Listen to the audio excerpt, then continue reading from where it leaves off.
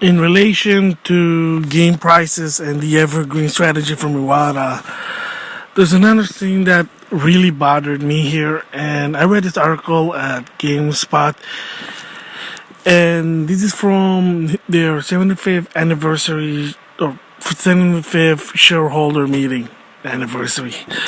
And basically, one of the things that Iwata also argues is that he believes that physical disc and digital games should be same value.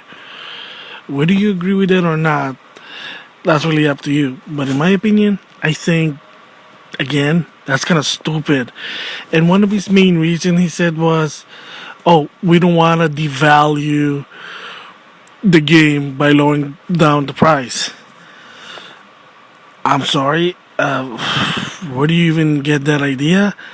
I mean, okay, maybe I'll give him a little bit of credit. Yeah, there is a reason. If the game is low in price, it does to some extent. It does show that the company who published the game or released the game, they may not have confidence with the game, and they just said, "Let's cut our losses and let's just release it, and hopefully someone will buy it." Okay, that might work, but that's a slim chance. That's not always going to happen. And okay, the reason really why also that the majority of consumers, especially gamers or not, don't believe in that philosophy is the difference between the physical and digital. That in the digital, is you don't touch anything. There's nothing to touch. If you say, well, you're touching the console. Excuse me. Excuse me. That doesn't count. There's nothing to touch in a digital game. You can only play the game. There's no manual, there's no disc, there's no cover, there's no case. You're not touching it. That's why people say you should really consider that. But because and that's what the physical is. There's a disc, there's a case. It's not just a paper.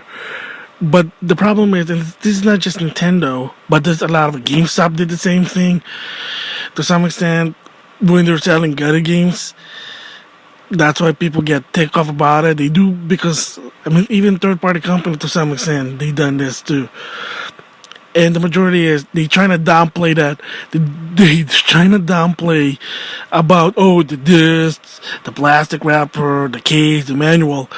That don't count. You don't pay for those. Those are free. The way they see that you're paying for the experience, you're playing with the game experience, and the disc, the manual, the plastic, the case, all those are free. It's like buying cereal and you get a free toy inside, or you buy a Happy Meal and you get a free toy. That's what they're trying to do. But the problem is the majority of consumer, general consumer and gamers alike, they don't see that. They see it to some extent. It's a ripoff. That's why people don't like it. Yes, again, we're gonna always defend. Oh, Nintendo games are good, so do they have to do it? Again, yeah, they don't have to do it, but do you want to make your consumer hate you more, giving you more reason why not to support Nintendo? I mean, you tell me. Adding with the evergreen strategy and making physical and digital games at equal value, you're Iwata's giving more reason why people to like less Nintendo. I don't know what to, I don't know what to say.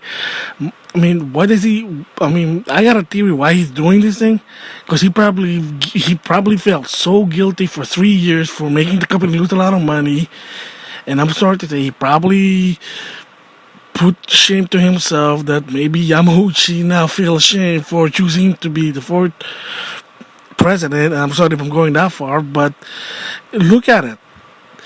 The Wii's not selling. He's pissing a lot of, excuse the language, a lot of his fans, including myself, and now he's giving more reason not to support Nintendo much. Again, he's always focused on that Nintendo like profit. It's probably because he feels so guilty, like for the past 3 to 4 years, 3 years. I just remembered it for the past 3 years that he failed to make the money. Yes, with the GameCube launch, yep, that was a failure. people didn't know that. I already said it before, and I said it again. It failed at launch.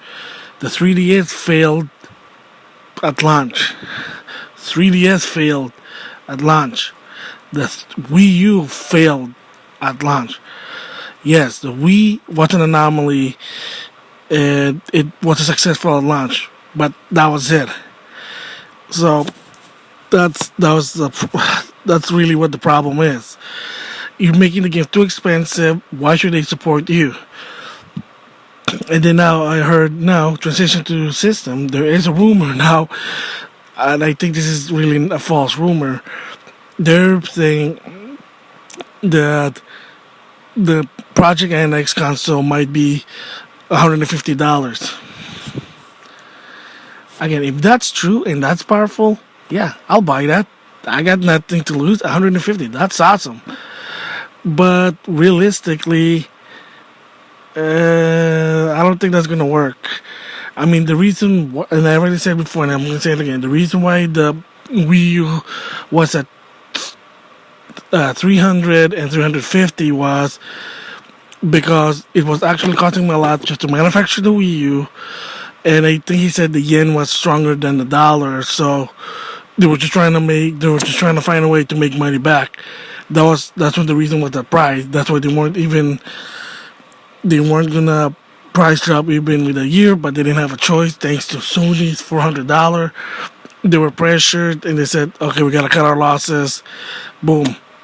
Again, good move, but according to him, the reason why they were lost a lot of money because that wasn't really expected, and they were basically flustered. They didn't know what to do. Excuse me.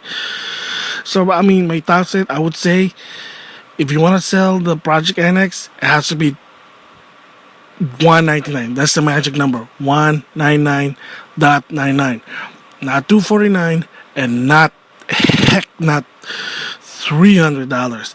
Unless it's really that good, $300. Good luck with that. So transition with that NX. Here's the good news for some of you.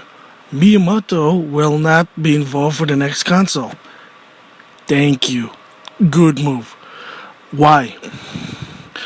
Yes, he was involved with the Wii and the Wii U. Not so much with the GameCube because the GameCube was just basically a PS2 and a Xbox in Nintendo form. That's basically it. I think he even said it that he wasn't really involved with it. When he was trying to create it, well, when he was trying to create some games, he said he was frustrated because all the upper management really care was compete with the other company, and he was trying the best to do it, but it failed. That's the story of the GameCube. And of course, with the Wii, it was basically his idea for the motion control. And according to him, that for the Wii U, like, let's use this tablet because the iPad, and I guess it was based on the iPad, the Apple iPad. Man, what happened there? That they said let's use that integrated video game, and that failed. It was too expensive. So now he's not even involved with the NX. Thank you. Because with the Wii, yes, again, it was an anomaly. The non-gamer, the general consumer, were going into the Wii because now everybody can play video game. Cool. But when it comes to the Wii U, they were trying to cater to both general consumer and the core gamer. That didn't work. You just basically brushed all of them away. Yeah. So that was a bad idea. So good move. He's not involved with NX. And like I said, NX, it better be just a simple game machine that can play powerful game that can rival the PS4 and the Xbox One, and hopefully some gamers can convince them to make Nintendo once again to be their priority system. Remember, ever since the N64 to the GameCube to the Wii and to the Wii U, is when people are buying Nintendo console, it's a complementary console for their competitors. As for the Wii U, it only complements the PS4 or the Xbox One. Heck, I wouldn't be surprised if the Wii U can complement the PS3. So, again, just make it powerful, focus on game, less gimmick, learn from your mistake. So, there you have it.